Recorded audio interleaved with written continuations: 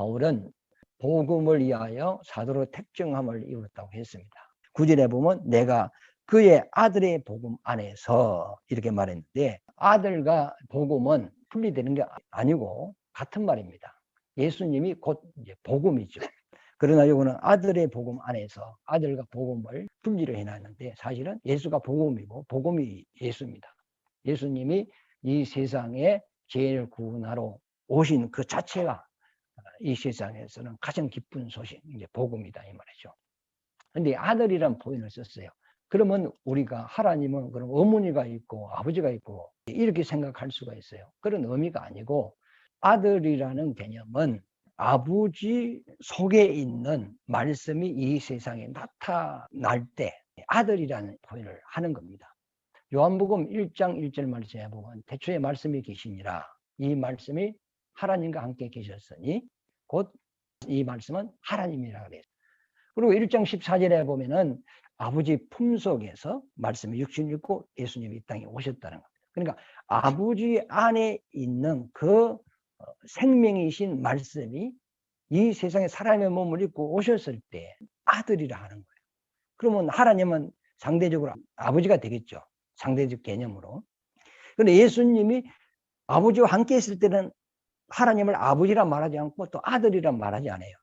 그런데 예수님이 아버지로부터 이 세상에 오셨을 때 예수를 아들이라 하고 하나님을 아버지라고 하고, 그것은 곧 예수님이 어디에서 왔느냐, 예수님이 출처를 이야기하는 거거든요. 우리도 두 남녀가 결혼을 했어요. 결혼을 했다고 해서 아버지가 되는 게 아닙니다. 아이가 태어났을 때 아버지가 되는 거예요. 그 아이는 어디에서부터 나왔느냐, 남자 안에 있는 생명의 씨가 엄마로 통하여서 이 세상에 출생이 된 거죠. 그 출생이 되었을 때 아들이라는 표현입니다. 그러면 아들은 어디서 나왔냐? 아버지 속에서 나왔다는 거예요. 이와 마찬가지로 창세 전에 아버지 품속에 말씀이신 하나님이 계시는데, 그분이 이 땅에 오셨을 때를 아들이라 이렇게 이제 표현을 한다는 것을 이해를 하시기 바랍니다. 잘못하면은 그러면 아들이시면 어머니는 어디 있노? 이래가지고 문제가 생겨요. 그래서 박태서인은 자기가 영문임을 해가지고 이제 그게 이단이 된 거거든요. 그러면 아들이 이 땅에 오신 것이 이제 복음이잖아요. 그러면 예수님이 오셔서 하시는 일이 무슨 일이냐? 아버지와 우리 사이에 중보 역할을 한다는 겁니다. 그러니까 우리 인생이 죄를 지어서 하나님을 떠났어요. 근데 예수님이 오셔서 우리가 예수로 말미암아 하나님을 만나게 되고, 아버지는 예수 그리스도로 말미암아 우리를 영접하게 되는 겁니다. 하나님은 영으로서 우리가 볼 수가 없어요. 그런데 자기의 그 본체이신, 성경에 보면 예수를 보이지 않는 하나님의 본체라 했거든요. 본체라는 것은 그 몸이라는 의미인데, 근본 몸이라는 의미인데, 아버지께서 자기의 본체이신 예수로 통하여서만 우리를 만나줄 수 있어요. 본체가 없다면 하나님은 존재를 해도 자기를 전혀 드러낼 수가 없거든요. 본체가 있음으로 드러내는 거예요. 자, 보세요. 내 영혼이 있어요. 나는 이 육체가 내가 아니에요. 육체 속에 내 영혼이 있어요. 그런데 내 영혼의 생각, 사랑, 뜻, 이것을 몸이 없으면 드러낼 수가 없어요. 예를 들어서 내가 죽었다. 그러면 몸이 없어졌어요? 그럼 내 영혼은 존재를 해요. 그러나 나를 드러낼 수 없어요. 누굴 만날 수 없어요. 말할 수 없어요. 교제할 수 없어요. 그러면 이 존재는 하는데 활동이 안 되는 거예요. 그 몸이 있음으로써 내가 말할 수 있고 누굴 만날 수 있고 어디 갈 수가 있고 이런 것 같이, 하나님은 영으로서 존재하시는데 자기의 존재, 자기의 뜻, 자기의 사랑, 자기의 능력을 예수 그리스도로 통해서만 나타낼 수가 있는 거거든요. 그래서 예수님이 아버지 품속에서 이 세상에 오셔서 아버지와 우리 사이에 중보 역할을 하는 거예요. 아버지의 모든 것을 우리에게 예수님이 나타내 주신 것이죠. 빌립이 그러죠. 예수님이 아버지가 어떻고 하늘나라가 어떻고 내 아버지 집은 거할 곳이 많고, 예수님이 이렇게 이제 제자들에게 가르쳤단 말이에요. 그랬더니 빌립이 하는 말이, 선생님, 우리에게 아버지를 좀 보여주십시오. 했더니 나를 본 자는 아버지를 보았느니라 그랬어요. 예수는 아버지를 보여줄 수 있는 본체단 말이에요. 행상이단 말이에요. 그러니까 우리가 예수를 믿으면 누굴 믿는 거죠? 아버지를 믿는 거죠. 예수를 영접하면 누굴 영접하는 거지? 아버지를 영접하는 거예요. 그럼 예수를 거부하면 아버지를 거부하는 거예요.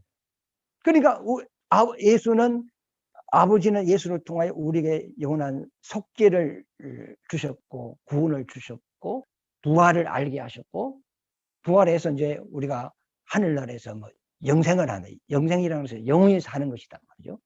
아버지 사랑이 뭐고, 주님의 뜻이 무엇이고, 이것을 예수를 통하여 우리에게, 예수를 통하여 다 드러내 주신 거죠. 우리는 예수를 통하여 아버지의 뜻을 알고 회개하고서 이제 우리가 죄에서 용서받고 구원받고, 또 예수를 통해서 하나님의 자녀되고, 예수를 통해서 아버지께 또 갈 수 있고, 이래 되는 거예요. 그러니까 예수님이 우리의 중보자다 이 말이죠.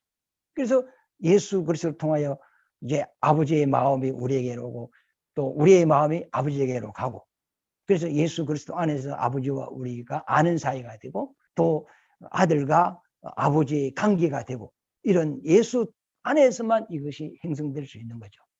예수님이 이 땅에 오신 것이 복음인데, 그분이 오셔서 무슨 일을 하셨느냐?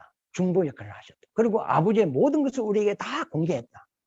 그리고 또 우리는 예수 그리스도를 통하여서 죄 용서받고 구원받고 생명받고 천국 가게 되었다. 이것을 이제 이야기하는 거죠. 그래서 바울이 아들의 복음 안에서 로마서 로마 교회에 편지를 보내는 겁니다. 그러니까 내가 예수 그리스도를 통하여서 하나님의 그 깊은 그 계시의 말씀, 그 뜻을 내가 받은 자로서 이 말씀을 로마 교회 너희에게 내가 전하고 싶다는 겁니다.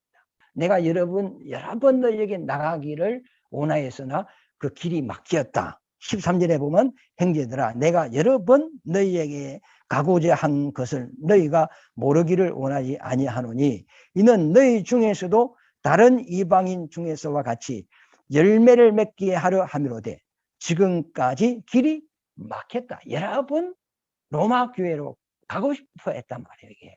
왜? 로마 교회에 가서 정말로 가르치고 싶은 말씀이 있었어요. 근데 바울은 로마에 가본 적이 없거든. 근데 로마 교회에 대해 너무 상세하게 아는 거예요. 어떻게 알게 되었느냐 하면 그 사도행전 18장인가 보면 로마 황제 글라디우스가 로마에 있는 유대인들은 로마에서 다 떠나라 그랬어. 황제의 명령이 떨어졌기 때문에 유대인들이 다 로마를 떠나서 로마 근처에 있는 이제 다른 나라로 이제 간 사람도 있고, 그 다음에 바울의 복음을 전하고 있는 아시아 쪽으로 이제 유대인들이 이사를 왔어. 왔는데 이제 와서 보니까 이제 바울이 교회를 세우고 막 강론을 하니까 그 와서 이제 같이 예배를 드리면서 바울과 교제를 한 거예요.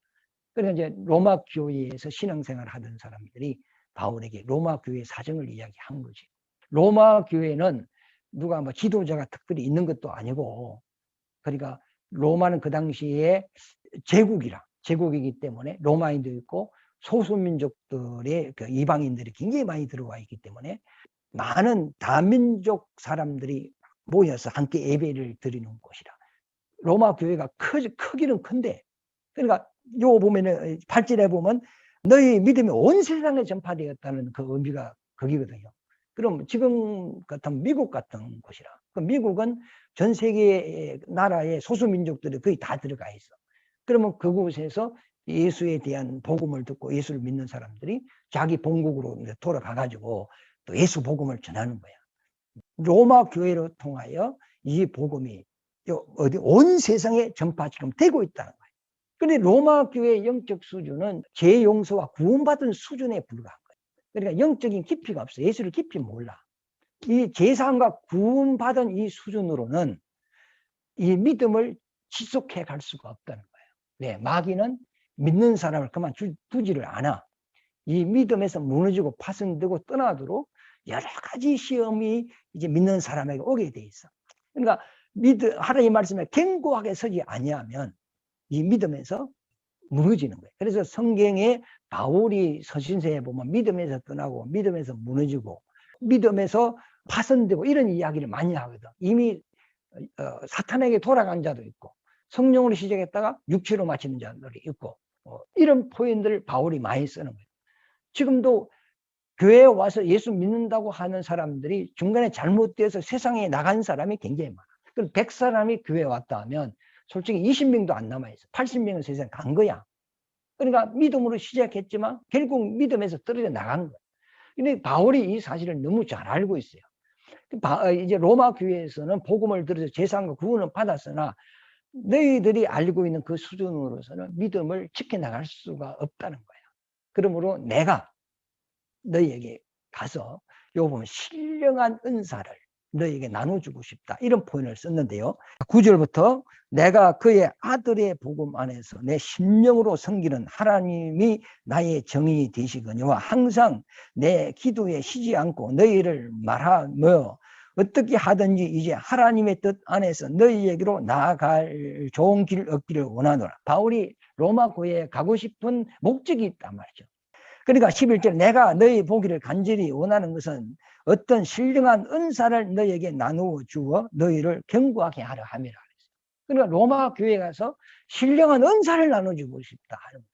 그 사람들은 은사를 하면은 그럼 한상 보고 어떤 뭐 계시라든지 그 병곤침 받고 막 귀신이 나가고 이런 것으로 생각하거든. 이것은 하나의 포적인데요. 바울이 로마 교회에 가서 포적 행하고 능력 행하기 위해서 가고자 하는 건 아니에요. 로마 교회에서도 이적과 포적이 있었어. 근데 바울이 가고 싶은 것은 어떤 막 신령한 은사를 나눠주고 싶어서 가고자 하는 것이 아니다고요. 근데 이것도 필요해요. 포적이라는 것은 하나님을 모르는 사람에게 하나님이 살아있다는 것을 우리 보여줄 수 있어. 그리고 그 포적을 보는 사람은 하나님이 계시네 하면서 믿을 수 있는 거예요. 그리고 불신자를 하나님 앞으로 인도할 수 있는 가장 그 무기는 뭐냐? 포적이야. 병곤침. 이런 거단 말이야. 그래서 신기한 것은 뭐냐면 이미 복음이 들어와 있는 데는 능력이 별로 안 나타나요. 애굽의 이스라엘 백성이 출애굽할 그 시점에는 10가지 막 엄청난 하나님의 능력이 나타났어. 그런데 이스라엘이 출애굽을 해가지고 광야에 나와서 하나님 율법의 말씀을 받지요. 받고 난 이후에는 하나님의 능력이 없어. 광야 40년 동안에 불기둥과 구름기둥으로 자기 백성들을 보호를 했지. 막 이적이 나타나고 귀신이 떠나고 막 안진병이 일어나고 문둥해지고 그런 사실은 광야에는 없어.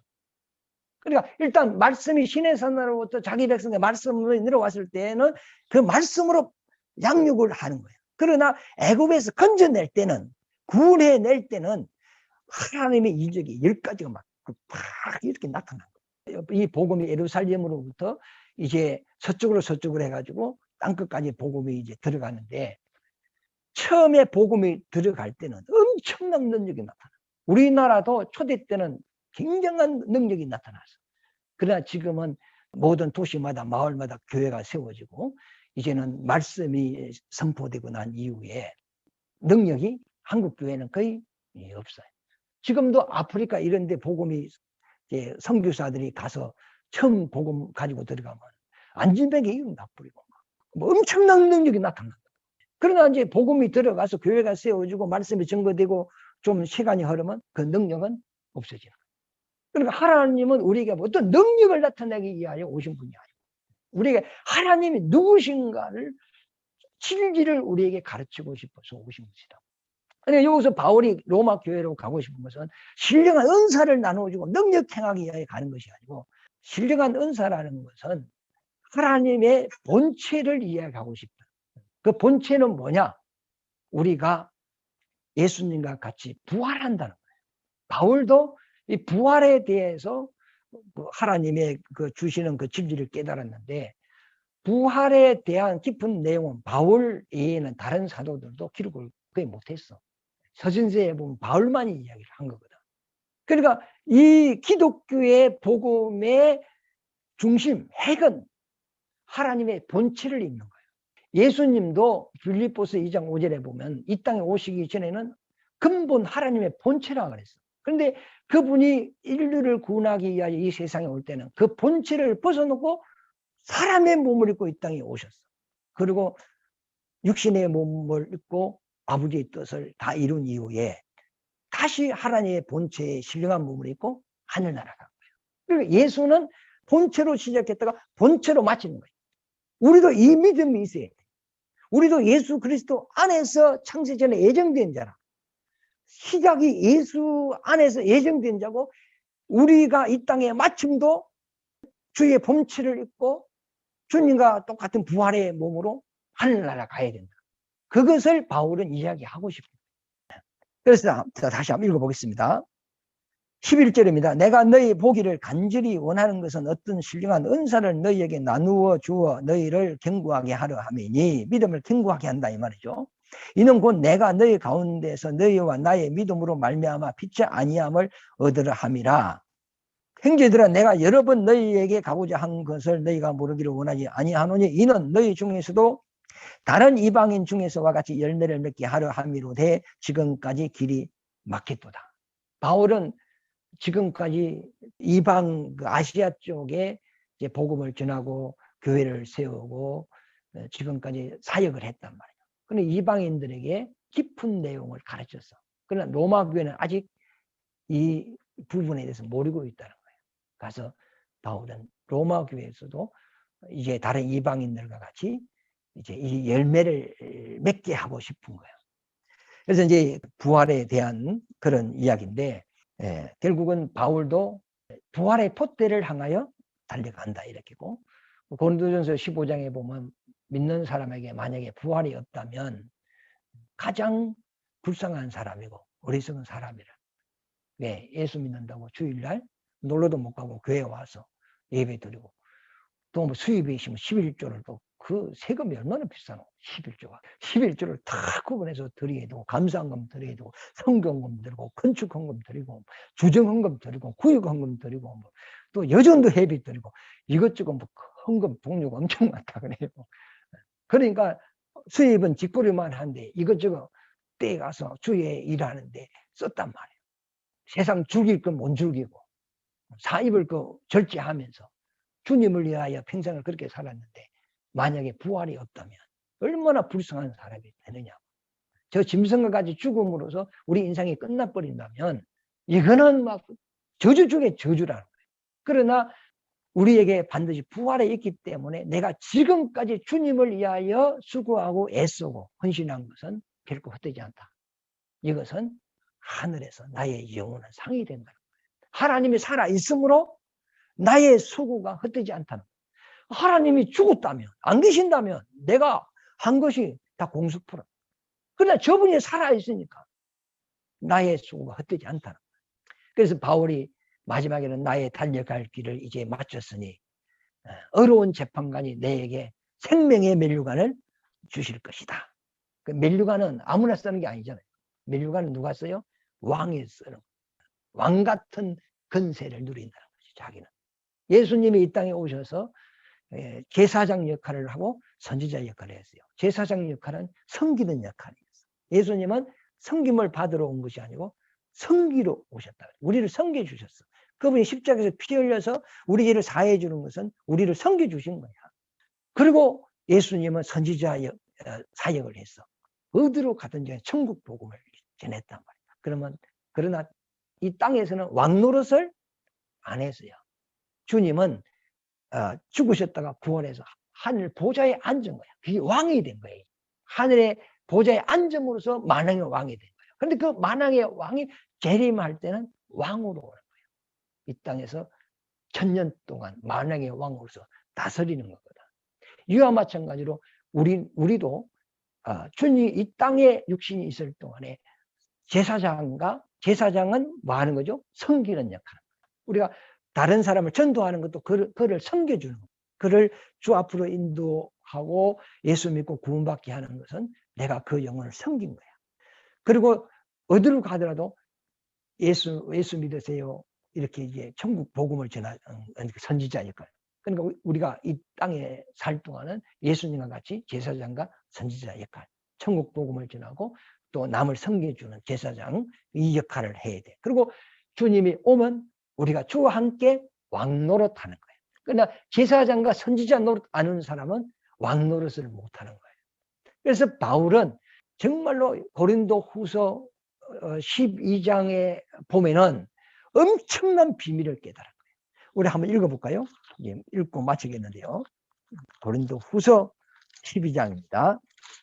1절부터 보면 무익 하나마 내가 부득불 자랑하노니 주의 한상과 계시를 말하리라. 바울이 본 것도 많고 또 하나님으로부터 계시 받은 말씀도 있단 말이죠. 내가 그리스도 안에 있는 한 사람을 아노니 그는 14년 전에 셋째 하늘에 끌려간 자라. 그가 몸 안에 있었는지 몸 밖에 있었는지 나는 모르거니와 하나님은 아시느니라.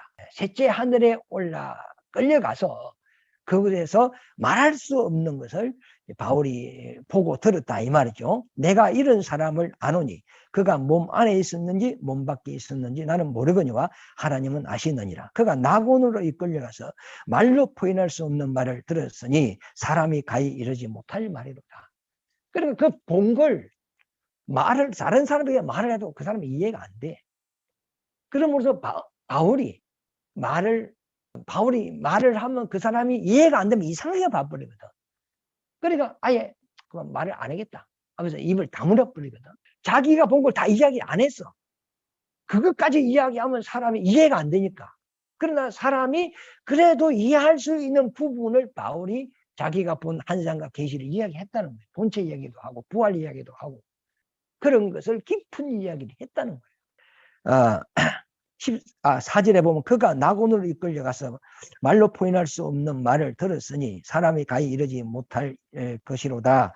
내가 이런 사람을 위하여 자랑하겠으나 나를 위해서는 약한 것들 위에 자랑하지 아니하리라. 내가 만일 자랑하고자 하여도 어리석은 자가 되지 아니할 것은 내가 천만을 함이라. 그러나 누가 나를 보는 바와 내게 듣는 바에 지나치게 생각할까 두려워하여 그만두느라. 여러 계시를 받은 것이 지극히 크므로 너무 자만하지 않게 하시려고 그랬죠. 그러니까 여러 계시를 받았다는 거예요. 그런데 이 내용을 내가 이방 교회에서는 가르쳤다는 거예요. 그래서 이방 교인들이 그 말씀을 듣고 그 하나님이 우리에게 주고자는 그 영광을 바라보고 믿음 생활을 한다는 거죠. 그 열매를 이제 바라보고 이제 믿음 생활을 한다는 거죠. 그런데 아직까지 이 사실을 로마 교회는 모르고 있다는 거예요. 그래서 바울은 로마 교회에 가서 이 신령한 은사, 영원한 복음, 그 신령한 몸, 부활 이 부분에 대해서 말하고 싶다는 거예요. 그래서 가고자 했으나 길이 막혀서 지금 못 가고 있다. 이제 그런 이야기를 하고 하면서 길이 열리면 너희에게 속히 가기를 원한다. 그런 이야기를 했습니다. 하여튼 우리가 이제 예수님이 우리의 복음입니다. 예수님이 우리의 복음. 예수가 복음이고 복음이 예수다. 그러면 그 아버지는 예수를 통하여 자기의 모든 것을 우리에게 다 공개를 했다. 그러므로 우리는 예수를 통하여서 아버지를 알되 깊이 알아야 된다. 예수님을 확실히 알면 우리의 믿음이 견고해진다. 어떠한 한량과 와도 우리가 믿음이 흔들리지 않는다. 마태복음 7장에 보면 말씀 위에 선 믿음은 홍수가 나고 뭐 바람 불고 뭐 그래도 무너지지 않는다. 그러나 모래 위에 지어진 집은 비가 오고 바람이 불면 무너진다 그랬어요. 그러니까 지금 우리가 우리의 믿음이 말씀 위에 바로 서 있지 않으면 결국은 이 믿음이 흔들릴 수밖에 없다는 거예요. 바울이 그걸 알고 나는 로마 교회에 가서 그들의 믿음을 견고하게 하고 싶다. 그래서 그들의 믿음이 어떤 시련이 온다 할지라도 믿음을 끝까지 지키며 부활에 대한 그 소망을 가지고 그 열매를 맺기를 원하는 마음으로서 로마 교회에 가고 싶다는 내용을 이렇게 이제 바울이 편지로서 로마 교회에 이제 보내고 있습니다.